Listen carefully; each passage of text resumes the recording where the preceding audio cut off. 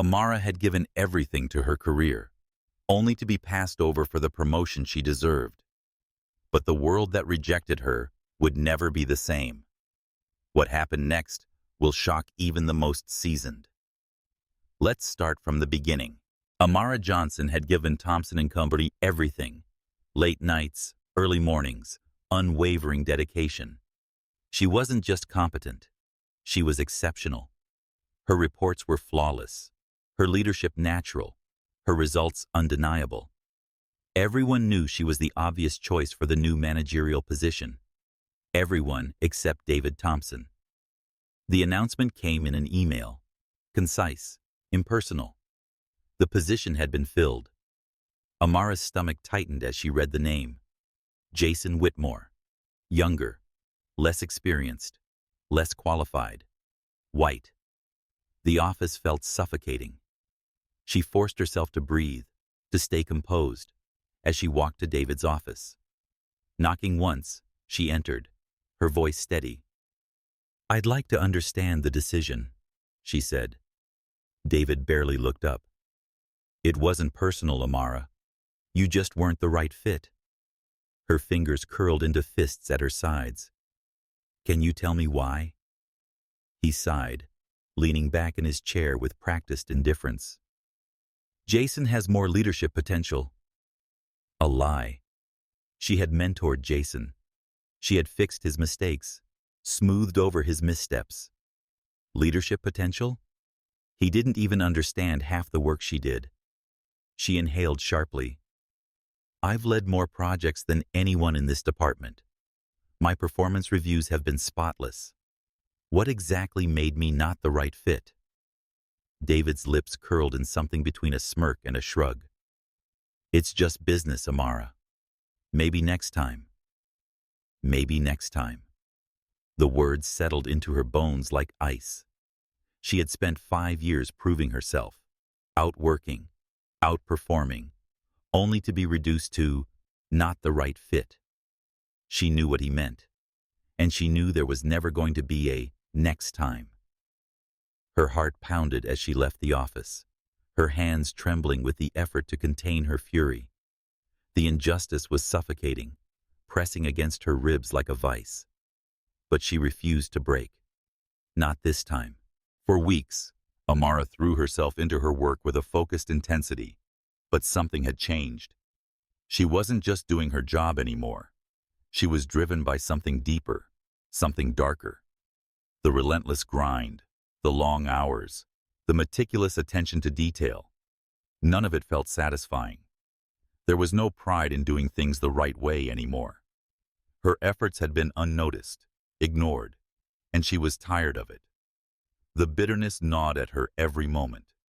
It simmered under her skin, feeding off the microaggressions and dismissive looks from David, from colleagues who now seemed even more oblivious to her talent. It was as if all her hard work, all the sacrifices, had been rendered invisible the moment she wasn't the right fit. It wasn't just the denial of the promotion. It was the daily erosion of her worth, the constant reminder that she was never going to be seen as equal.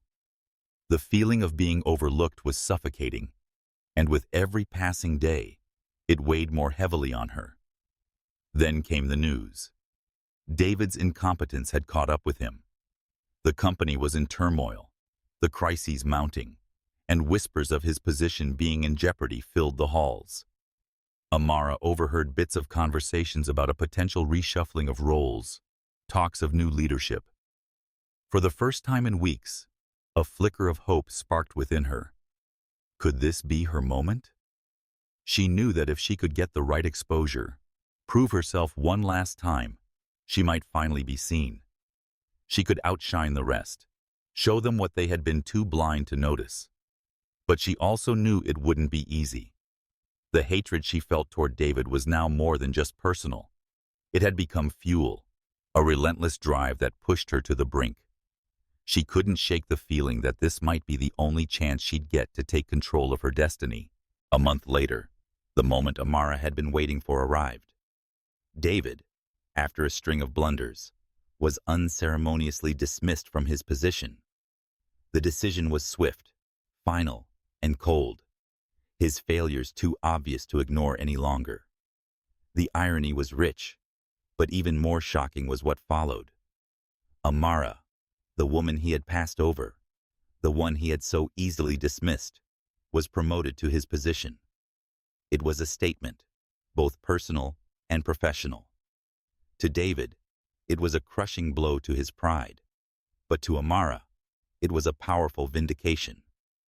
She walked into the office on her first day as manager with a sense of determination she had never felt before.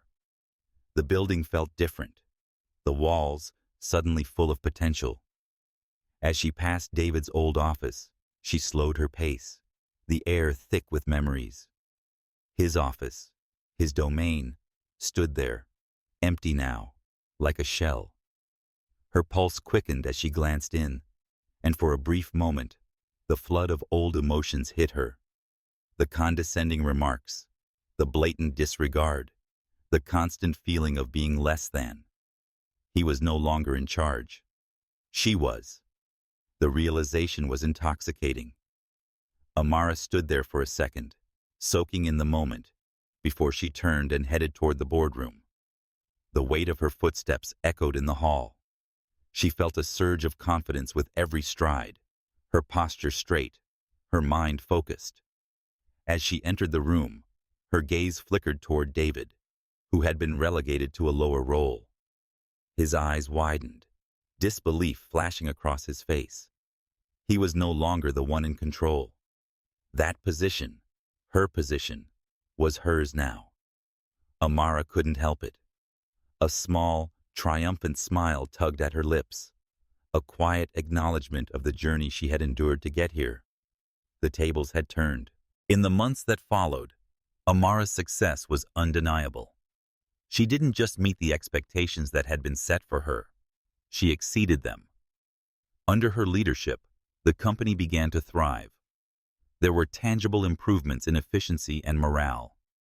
Even her colleagues, many of whom had once doubted her, could no longer ignore her talents. Respect, once something she had to fight for, now came naturally. But David, the man who had once held her position, couldn't accept his downfall. His bitterness grew, festering into attempts to sabotage her at every turn. Amara, however, was unshaken. She had learned the hard way to fight for herself, and now that she had the power, she was making sure no one would ever overlook her again. Her journey wasn't about proving David wrong. It wasn't even about showing the company that they had made a mistake. It was about reclaiming her dignity. It was about proving to herself that she had always been worth more than the world had allowed her to believe. Then came the final confrontation. David, unable to let go of his need to control, made one last attempt to undermine Amara during a crucial board meeting. He tried to tear her down with subtle, passive-aggressive moves, hoping to humiliate her in front of the very people who had once looked up to him. But Amara had prepared for this moment. Calm and composed, she turned the tables. With undeniable evidence of David's mistakes and mismanagement, she led the board in a vote of no confidence against him. The sense of satisfaction that followed was immense. It wasn't just professional, it was deeply personal. Amara had not only survived the trials that had been thrust upon her, she had emerged as something more. She was no longer just a survivor. She was a leader,